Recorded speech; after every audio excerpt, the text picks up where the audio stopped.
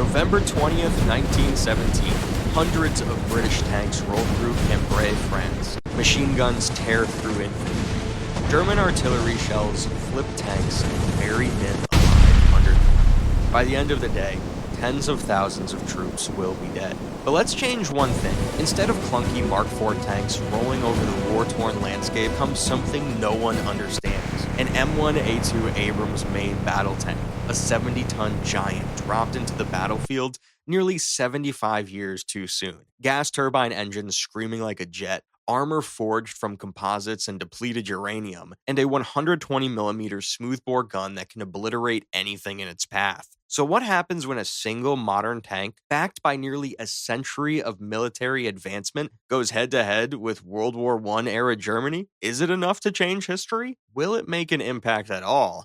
Or is it just one tank against the military might of a country? First, let's take a look at what we just sent over 100 years back in time to kill the parents of Nazis. The M1A2 Abrams is powered by a 1,500 horsepower gas turbine engine, the kind you'd normally find on a jet aircraft. This monster drinks jet fuel, diesel, or even regular gasoline if it has to. It can hit speeds over 40 miles per hour, which is absurd compared to World War I tanks that struggled to crawl faster than a jogging man. Its armor is a classified blend of composites and depleted uranium, shrugging off most modern anti-tank weapons, let alone the puny shells of 1917. And then there's the firepower. Its primary weapon is the M256 120mm smoothbore cannon, firing depleted uranium or tungsten sabot rounds at hypersonic speed. Against a Mark IV tank, those shells would slice through the armor like a hot knife through butter. Add a coaxial 7.62mm machine gun and a roof-mounted 50 caliber M2 Browning, and the Abrams is basically a mobile apocalypse. But Germany isn't about to make this easy. At Cambrai, the Germans had deep defensive lines, trenches reinforced with concrete bunkers, belts of barbed wire, and heavy machine guns waiting to mow down advancing infantry. Artillery batteries sat behind the lines, ready to rain hell on any target. Their infantry carried Mauser rifles and potato masher grenades, while field guns and howitzers provided devastating firepower. Against the British Mark IV, these defenses were brutal, but against an Abrams, things get interesting. 6:20 a.m.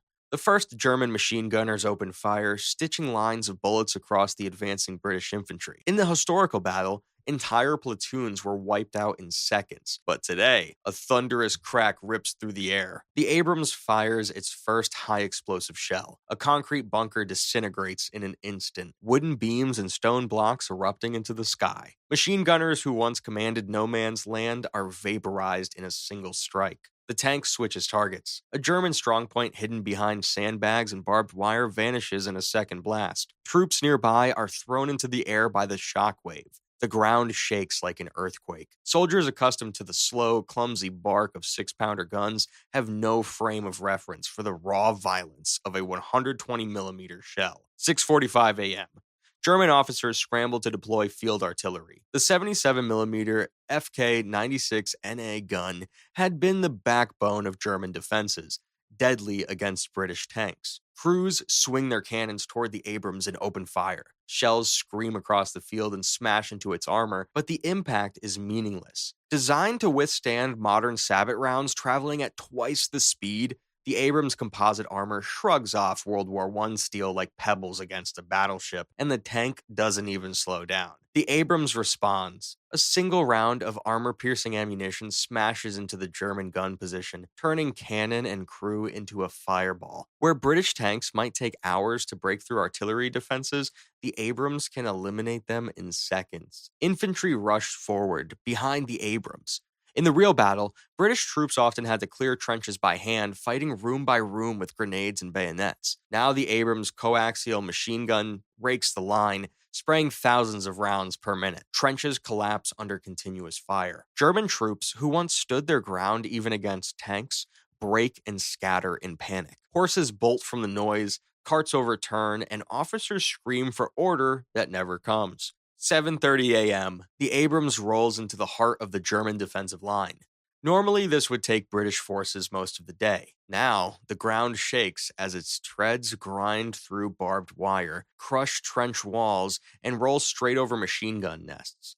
Soldiers trapped in dugouts find themselves buried alive as the tank passes overhead. 8 a.m. German reinforcements arrive. Squadrons of stormtroopers, the elite assault troops of the Kaiser's army, charged to plug the breakthrough. These men had been feared across Europe, trained in infiltration, equipped with flamethrowers and grenades. Against British tanks, they were often decisive, but against the Abrams, it's not that simple. Grenade shrapnel bounces off the armor as flamethrowers splash harmless fire across steel plating that won't buckle to anything less than 1500 degrees Celsius. And with every turret rotation, another stormtrooper squad disappears in a burst of machine gun fire. German commanders try their last resort: heavy artillery. Massive howitzers fire from miles behind the lines. Shells the size of bathtubs arc through the sky and smash into the ground around the Abrams. One detonates just a few feet away, tossing mud and metal high into the air. But the Abrams grinds forward through the smoke. Its suspension absorbs the impact, and its armor holds firm. Where a Mark IV would have been ripped apart,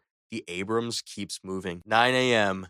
The British breakthrough at Cambrai has already surpassed anything achieved historically. Trenches that once cost thousands of lives to capture are gone in under 3 hours. German positions crumble under relentless shell fire. The Abrams uses its 50 caliber roof-mounted machine gun to mow down fleeing troops, scattering entire companies. But we do have a problem. The Abrams is an apex predator, but it's also a hungry one. Its gas turbine engine burns fuel at a rate unthinkable in 1917.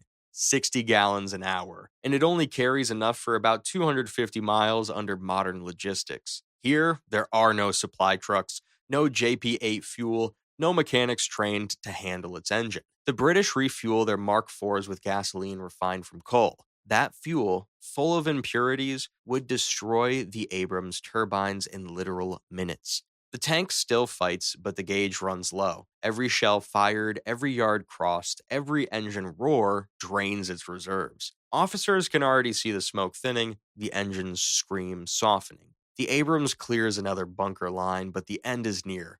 Fuel is almost gone, and ammunition is running low. The battlefield is littered with burning strongpoints and shattered artillery, and the German defense is collapsing. 11:30 a.m. The engine sputters, the treads slow, and the Abrams sits still, an immovable steel fortress in the mud of France. British troops swarm around it, awestruck. Mechanics pry at its armor, finding materials decades ahead of their time. They could refuel it, but not with jet fuel. They can't repair it, and most importantly, they can't reproduce the shells that just changed the face of battle. It might run again, but without ammunition, it would be reduced to armored ground transport.